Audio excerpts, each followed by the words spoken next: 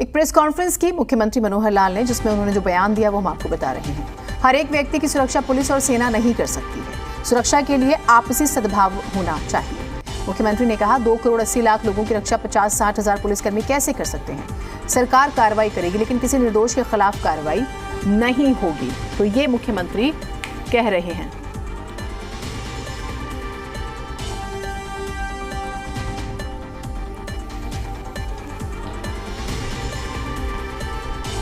तो हरियाणा के मुख्यमंत्री मनोहर लाल का बहुत बड़ा बयान है ये कि पुलिस हर एक व्यक्ति की सुरक्षा नहीं कर सकती है, आपसी सद्भाव जरूरी है। आप जानते हैं दिल्ली से महज 50 किलोमीटर की दूरी पर जो नूह है वहां पर हिंसा हुई है और किस तरह से उपद्रव मचाया गया एक शोभा यात्रा के नाम पर।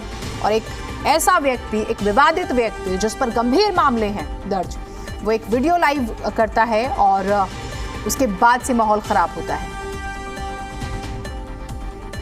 अरे सुरक्षा सद्भाव दोनों बातें हैं। सुरक्षा में सद्भाव में से ही सुरक्षा निकलती है।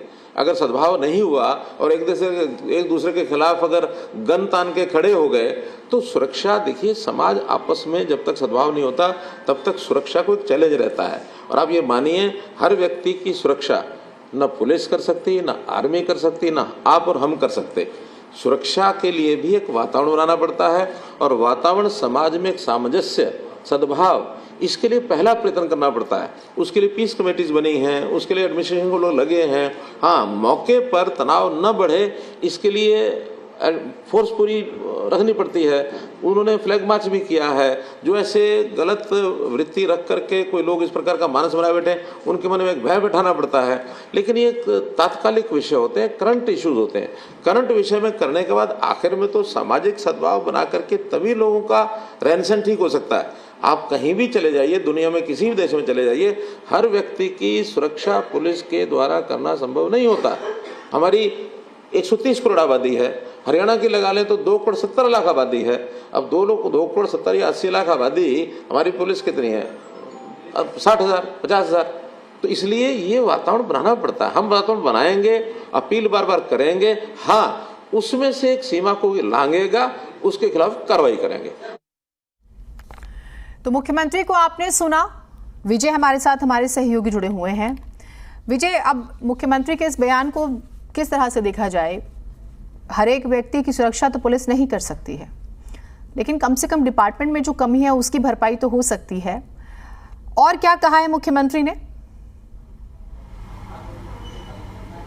देखिए, मुख्यमंत्री ने नूह मामले को लेकर काफ़ी डिटेल में बात की है और उन्होंने साफ तौर पर सद्भावना का जो है वो संदेश दिया कि जब तक आप लोगों में आपसी सद्भावना नहीं होगी तब तक शांति की उम्मीद करना वो बेकार है। क्योंकि पुलिस है या सेना है, वो अगर हालात ख़राब होते हैं तो उन पर काबू करने के लिए तो काम कर सकती है, लेकिन अगर लोग ये सोचें कि हमेशा पुलिस उनकी सुरक्षा करेगी तो ये संभव नहीं है और ना ही सेना उनकी इस तरह से हर एक व्यक्ति की सुरक्षा कर सकती है। तो उन्होंने नूह मामले पर कहा कि जो भी आपसी लोग हैं वो आपसी सद्भावना जो है उसमें रखें, आपसी प्यार में रहें, भाईचारे में रहें, उसी से ही लोगों की सुरक्षा जो है वो उसकी गारंटी हम दे सकते हैं। उसके बाद इसके अलावा उन्होंने तमाम मुद्दों पर बात की। उन्होंने मोनू मानेसर को लेकर बात की। उन्होंने कहा कि मोनू मानेसर का जो मामला है वो राजस्थान पुलिस के पास है और राजस्थान पुलिस या हमें फिलहाल जानकारी नहीं है कि मोनू मानेसर है कहाँ पे, और राजस्थान पुलिस जो जाँच कर रही है। हरियाणा पुलिस जो भी सहायता चाहिए राजस्थान पुलिस को, वो राजस्थान पुलिस को दी जाएगी।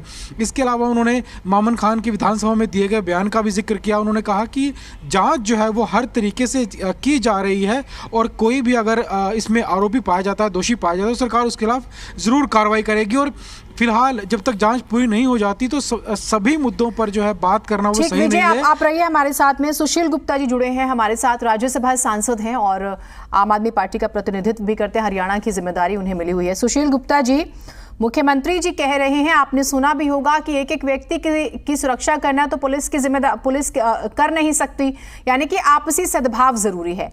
तो क्या ये माना जाए कि जो नूह में हुआ और एक व्यक्ति जो विवादित है, जिस पर गंभीर आरोप लगे हुए, चार्जशीट में भी उसके ऊपर गंभीर मामले दर्ज हैं, मोनू मानेसर, क्या इस केस में भी ये स्टेटमेंट जस्टिफाई हो सकता है? मुख्यमंत्री जी ने थोड़े दिन पहले कहा था मैं चद्दर तान के सो जाऊंगा। आज मुख्यमंत्री जी कह रहे हैं कि हरियाणा की जनता की रक्षा करना मेरे बस की बात नहीं है। 2 करोड़ 80 लोगों की मैं सुरक्षा नहीं कर सकता क्योंकि मेरे पास फोर्स नहीं है। तो अब तो इनका चद्दर तान के सोने का समय आ गया। पूरा हरियाणा इन्होंने आग के भरोसे जला दिया। मेवात से पहुंची मणिपुर की आग जी। और मेवात से चलते हुए आधे से ज्यादा जिलों के अंदर फैल गई है। मेवात से चली गुड़गांव आई, फरीदाबाद आई, उसके बाद होडल में आई, पलवल के अंदर आई, उसके बाद रेवाड़ी चली गई, महेंद्रगढ़ चली गई, झज्जर चली गई, पानीपत चली गई, सोनीपत चली गई। This is very bad. Haryana की सुरक्षा की जिम्मेदारी हरियाणा सरकार की बनती है। हरियाणा सरकार लॉ एंड ऑर्डर मेंटेन करने में पूरी तरीके से फेल हुई है और इस तरीके से मुख्यमंत्री का हाथ खड़े कर देना कि मैं सुरक्षा नहीं कर सकता 2 करोड़ 80 लाख लोगों की, तो इससे बड़ी स्टेटमेंट किसी मुख्यमंत्री के लिए नहीं हो सकती। अगर मुख्यमंत्री जी को इस्तीफा दे देना चाहिए अगर वो सुरक्षा नहीं कर सकते। हरियाणा की सुरक्षा की जिम्मेदारी इनकी बनती है। इनके मंत्री गुड़गांव से सांसद इनको नाम बता रहे हैं, इनके उप मुख्यमंत्री बता रहे हैं साजिश हुई है, इनके गृह मंत्री कह रहे हैं कि इंजीनियरिंग हुई है हरियाणा को जलाने के लिए, इनके विधानसभा के अध्यक्ष कह रहे हैं कि साजिश का हिस्सा है। हर व्यक्ति कह रहा है साजिश हुई है और इस साजिश का पर्दाफाश हरियाणा की जनता के सामने मुख्यमंत्री करना नहीं चाहते। क्यों नहीं बताना चाहते कि कौन दोषी है, ये आग कौन लगा रहा है, क्यों जलवा रहा है, क्यों हरियाणा को भाईचारे को खराब कर दिया, क्यों हरियाणा की जनता को मजबूर कर दिया कि अपनी सुरक्षा के विषय में उनको खुद सोचना पड़े। जब सरकार है तो सरकार की जिम्मेदारी बनती है।